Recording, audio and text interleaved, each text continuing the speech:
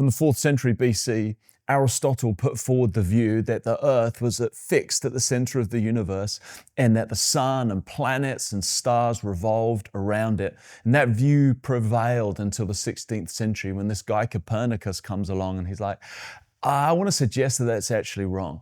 I want to suggest that actually the planets, including Earth, revolve around the sun. The sun is at the center of our universe. Just imagine the confusion that was suddenly alleviated, suddenly the questions that were immediately answered because the right thing was suddenly acknowledged to be at the center. And as I observe what's going on in our world, I'm concerned at what I'm hearing.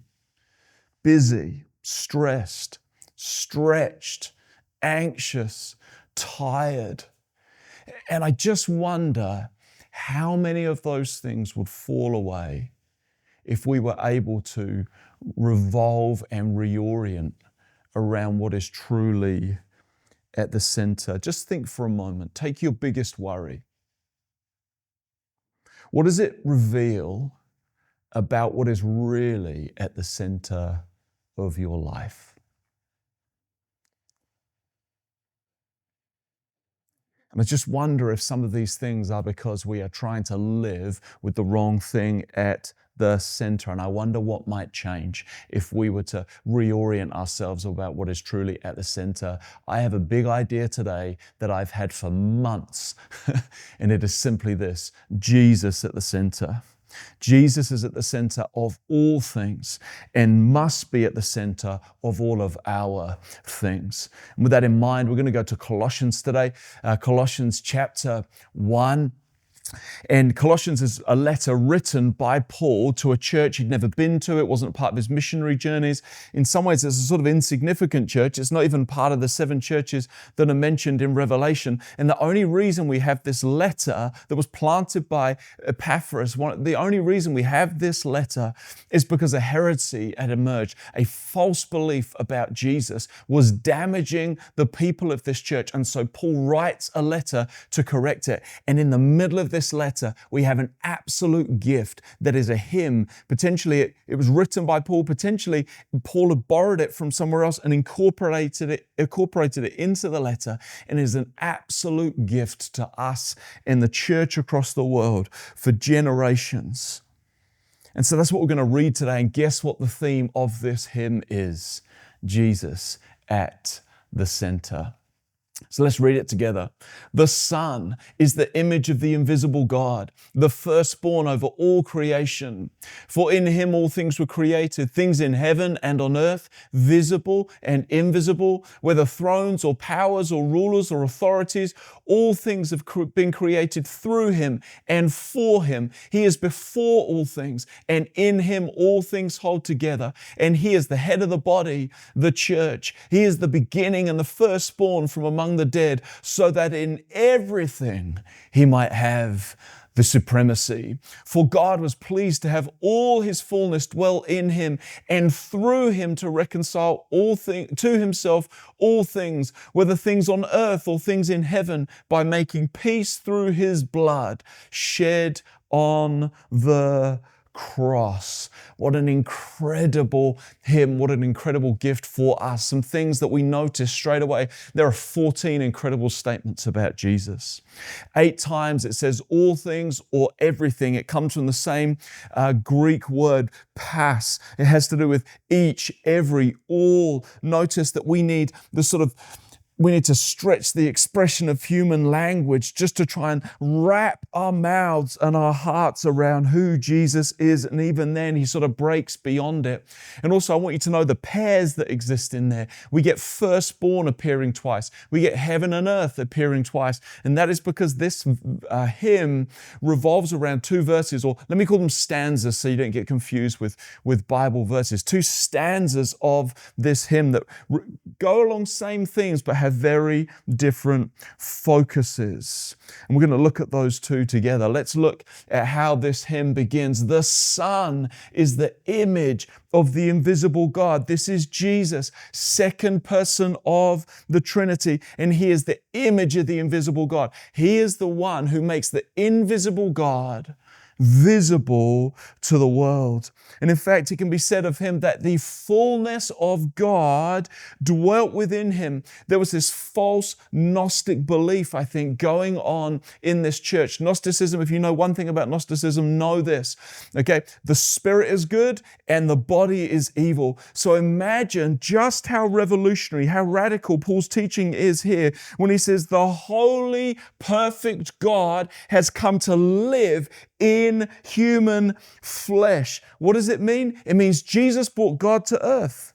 It means in his life, God could be seen, touched, felt, smelt, experienced. And this is made all the more remarkable when we really get into the meat of what is going on in this first stanza. It says, he is the firstborn over all creation. A mistake is often made that this means, one day God the Father said to God the Mother, let's have a child. That's not what's going on here.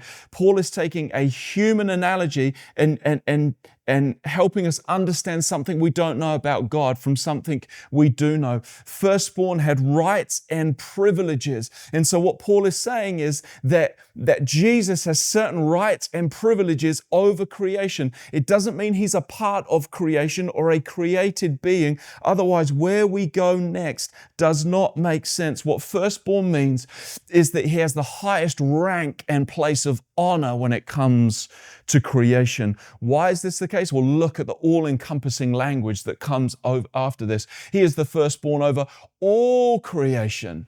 For in him all things were created, things in heaven and on earth, like top and bottom and everything in between, everything that's visible and everything that is invisible, everything that you can see and everything that you can't. Then it says thrones, powers, rulers, or authorities. In Jewish antiquity, there was this understanding that these rulers and authorities and powers were like the highest spiritual powers at work behind the world, like the bigger and working behind the greatest empires you could ever know. And Paul goes, hey, you remember the Roman Empire? Jesus is supreme over even the powers that are at work behind that empire, and he is more enduring than them. He made them.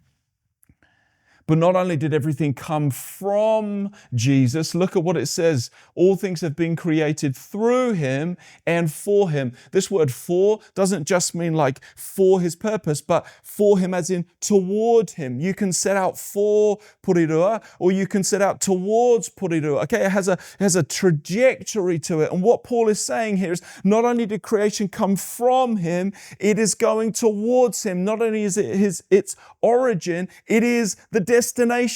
Think about it. Think about a shepherd. If you've ever seen a shepherd with sheepdogs, they go at his command and they come back at his or her command. The whole universe is exactly the same when it comes to Jesus. He commands it to go and he commands it to come back. The whole of the universe is from him and toward him, and in him it is held together by him. That's where we go now. Verse 17, he is before all things, and in him all things hold together. He is the glue that holds it together. He's the foot on the pedal that keeps it moving. Like, you just can't get around what Paul is saying here. He's saying everything you've ever felt, smelt, touched, seen, tasted, every ounce of knowledge, every nanosecond of moment you have experienced, it is all from him, it is all towards him, and it is all held together by him. He is the highest in rank and place of honor in our creation. Do you notice? He's at the center. So that's stanza 1. Stanza 2, we get some repetition, but it's talking about similar things. But remember, we're going in a different direction in this second stanza. He is, verse 18, and he is the head of the body, the church. He is the beginning and the firstborn from among the dead, so that in everything he might have the supremacy. Something has gone on between stanza 1 and stanza 2 that the writer is assuming you know about. And that is when God placed humanity in creation to represent him and reflect him and live life with Jesus at the center. Humanity goes, what if we were at the center? What if we got to have things our way? What if the world revolved around us? It's like Copernicus in reverse. And suddenly the creation that was from Jesus and moving towards Jesus veered off in a profoundly different direction. And so Jesus steps in.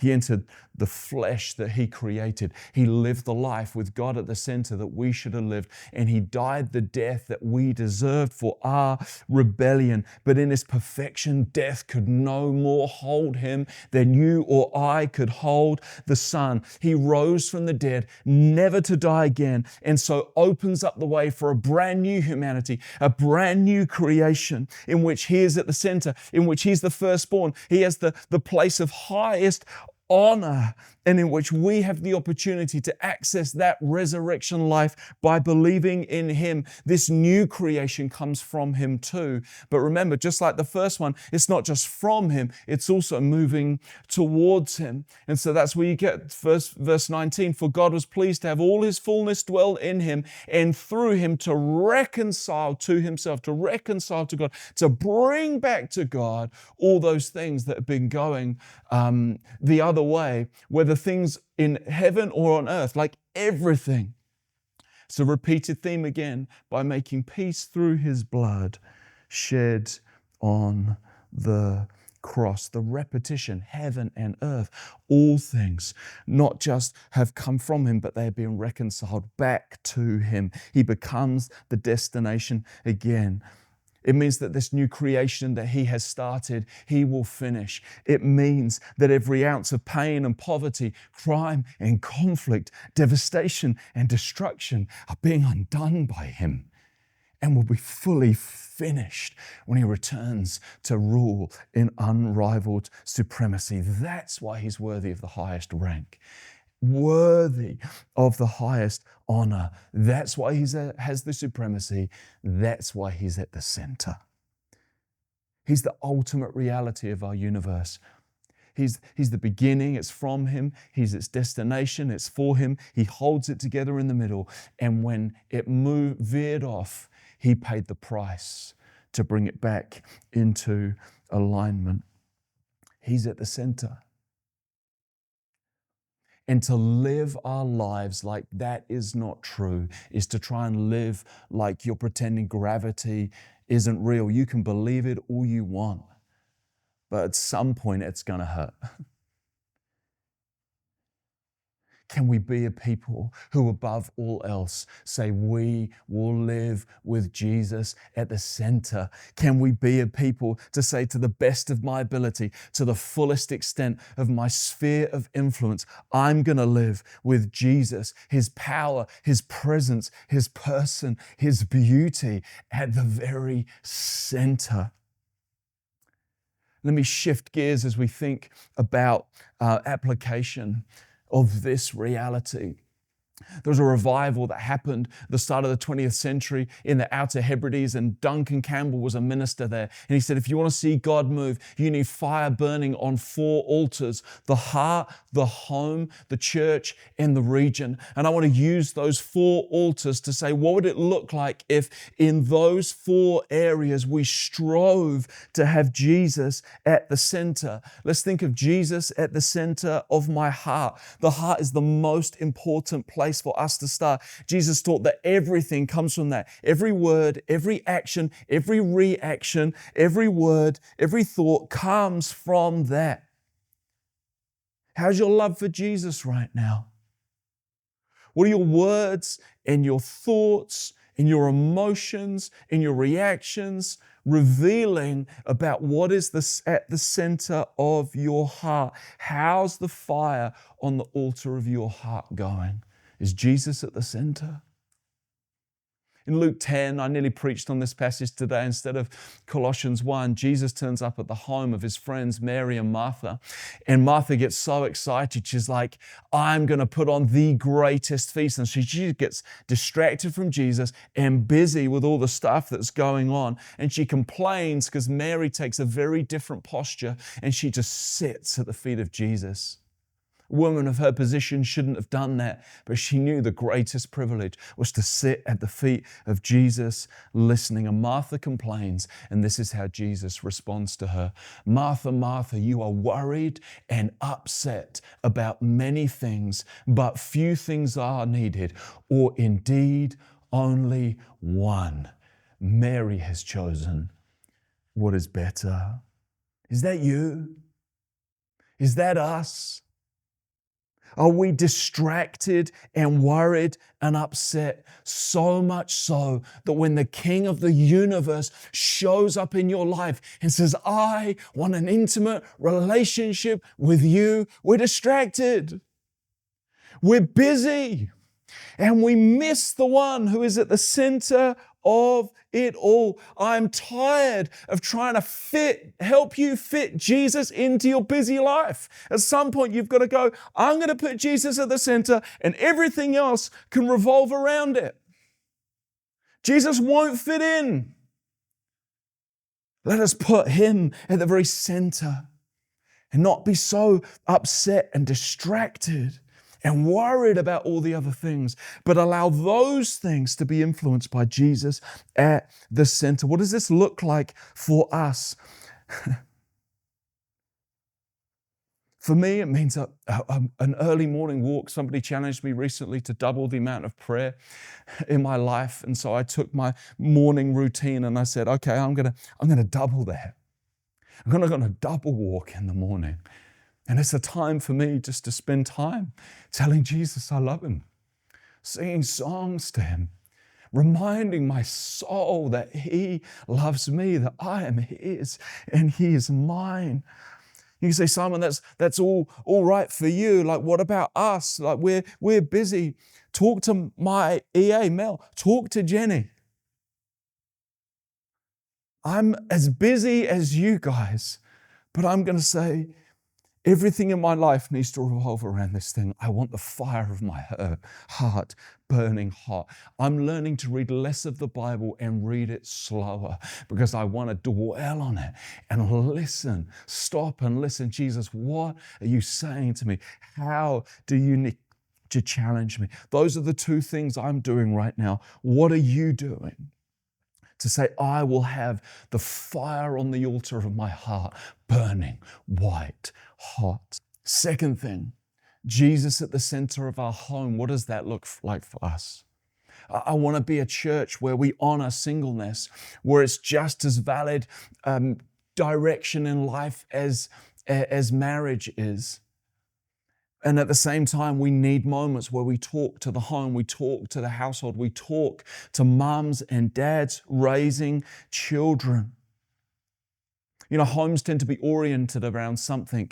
It can be wealth and striving to pay off the mortgage. It can be and buying a batch. It can be education. It can be sport. It can be travel. What's at the center of your home? If Jesus is not at the center, something else will take its place to the detriment of your home. Parents, you have way more influence and way more time with your children than anyone else, particularly in their early years. You have way more time with them than we do as a church. What are your children learning from you and your lives, parents, about what is really important? You know, Jenny and I don't think we've done a great job at times of raising our children as followers of Jesus. Like, people talk about Bible studies and prayer and things like that. We've not always done a great job of that. But here's one thing we have done. We have sought to put Jesus first in our own lives, serve him and follow him wholeheartedly, and open that part of our lives to them. And say, here's what a journey of faith looks like, girls. Here's what it looks like to trust him financially. Here's what it looks like to entrust the trajectory of your lives to him. We've put attending church, being part of a church community, them having aunties and uncles in the faith at the very center. Church on a Sunday has been a discipline for us. I want to encourage you to make that the same. Worship music is prevalent in our home. I want the spiritual atmosphere of our home revolving around the adoration of Jesus. Just recently around family mealtime, sometimes we'll open up the Bible and we'll just read a short passage of a gospel and say, girls, what do you see? What do you think this might mean for our lives? Real simple and short, but opening up conversations of spirituality. Can I just speak to you dads for a moment? And say, if parents in general have a profound influence on the spiritual environment of the home, husbands, fathers, you are the spiritual head of your home. If you are disengaged, if you are apathetic, it has a profound effect on the environment that your children are growing up in. What is the example of following Jesus that you are setting? What is the tone you're setting in your home? I fear that for some of us men, in the idea of intimacy with Jesus is just soft and foreign. Why would you want to do that? And yet we adore things like the bikes we ride, the cars we drive, the houses we live in, the businesses we build. We adore the muscles that are built in gyms. We adore all of these things, and yet it seems silly to us to adore the one around whom the whole of creation, the whole of the universe revolves. Can we be like David, who said, I'm going to be a man after God's own heart? He was a warrior. I wouldn't have wanted to meet him in a dark alley. I wouldn't have wanted to face him in battle. And yet he could weep before the Lord in adoring him in worship. And he made mistakes, but he repented and he came back. Can we be like David's in our home, men? Thirdly, Jesus at the center of our church. In Haggai, the exiles returned home, and they were getting along well with their houses and their lives. And Haggai comes along and he's like, the place of the presence of God at the center of the community is unfinished. You got all these other things going on in your lives and you haven't prioritized the presence of God at the center of the community. Rebuild it, and rebuild it now. Jenny and I want to lead a church with a strong altar at the center, a strong focus on gathering around Jesus and adoring him. It's why in our services, we're training like teachers and service leaders and location pastors to say, what does it look like and worship leaders to say, what does it look like for us to create space in our services and make sure we're creating space to encounter Jesus. We're not just bashing through like a schedule or a run sheet without stopping to consider, are we actually encountering him together?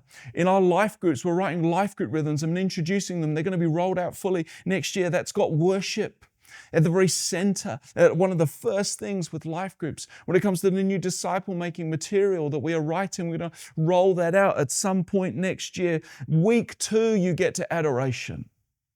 Week 2. Because we want to be people who are growing. We want to be a church where Jesus is at the center. It's why we have a permanent prayer space at Harnier Street. It's why we encourage people to gather in times of focused prayer, because we want and we long for Jesus at the center. But the old phrase, right? You can lead a horse to water, but you can't make them drink. It doesn't matter the sort of church community that we're trying to build. We're trying to establish. If you don't take advantage of these things, can I encourage you, what is a step that you can take to say, I want the fire on the altar of our church to burn hot. I want Jesus at the center of our church. Finally, Jesus at the center of our region. What does that look like? One of the themes that I've noticed recently is just the number of times churches gather together. Churches whose paths wouldn't have crossed in years gone by, but it seems to be there is this theme that says we have some theological differences, but we're going to put Jesus and fellowship with one another at the center. We're going to gather around him. I was a part of a prayer gathering with a bunch of pastors from across Australia and New Zealand. Pete Gregg being with us in the previous week. People from all across the lower North Island, from all sorts of denominations, gathering to worship and adore and pray towards Jesus. Pastors groups in Wellington, they're a priority for us as leaders. And I think we, as the street, have probably a role of helping to facilitate some of that, of churches coming together and say, in this region, in this city, we want Jesus to be at the center. It's why Jenny and I are about to start a prayer gathering Thursdays, 12 till 1 p.m. At the cathedral. It'll be a time to pray for our city, pray for our nation, pray for our world. You can come and go as your schedule allows. We want it to be accessible to people who work in the city, accessible to people from other churches. But we have acknowledged for a while there is a spiritual darkness in our city. There are some of you who are in workplaces right now in the center of our CBD, and you're saying to me, these are dark places for us to work. And I wonder what would happen if we put a prayer gathering in the cathedral in the middle of the week and invited people like you to it. And we say, we're going to stand in the epicenter of the darkness and we're going to cry out to God, Jesus, would you be at the center of our city and our region and our nation? I've been so inspired recently by this guy, Jeremiah Lamphere. He started a prayer gathering Wednesday lunchtimes, 12 to 1, in the middle of the financial district in Manhattan in 1857. Just started by himself. Quickly that became, that grew to like 6 and beyond. Suddenly there were 10,000 people gathering in prayer as people all over the city lost their jobs as a financial crisis hit. Does that sound familiar? But they put Jesus at the center, and it led to thousands praying across the nation. It resulted in over 1 million people coming to believe in Jesus, and it spread. It was like this revival that spread out into other areas, just about every continent of the world. And I just wonder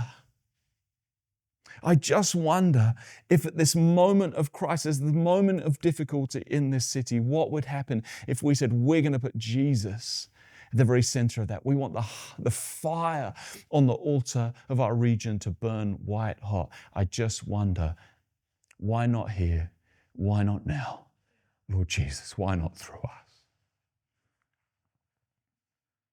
Let's put Jesus at the center of our hearts. Let's put Jesus at the center of our homes. Let's put Jesus at the center of our church. Let's put Jesus at the center of our region. What needs most stoking for you right now? What needs taking out of the center so that Jesus can take central place?